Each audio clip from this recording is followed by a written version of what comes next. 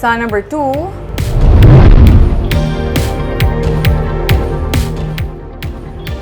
anom ka mga patay nga idik ang ginhaboy sa suba sang Vista Alegre sa Bacolod City.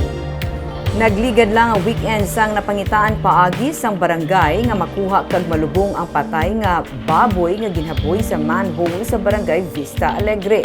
Pero nagapabilin gihapon nga ginapaligban ni punong barangay Leandro de Leon ang pagpilak sang patay nga sapat sa barangay karon nga may kahangawa nga dala sang African swine fever sa Bacolod.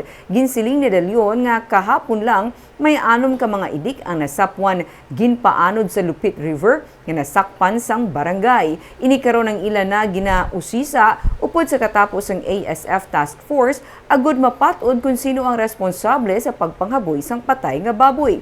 Nagalaom man sila nga maduso ang isa ka ordinansa nga magapatuman sang mas mabugat nga penalidad batok sa nagahimo sini nga sarang makahalit pa sa hog industry.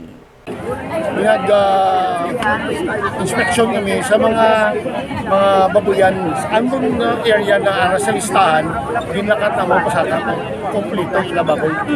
So we are estimating na base hinaboy sa suba kay ang feeling namon ganito ang iyan na yun ginihaw ya guro kay lain matyak yorot even ginihaw ya dispatay kay busong ginaboy na lang kay nakapotos pa sa plastic ang iban.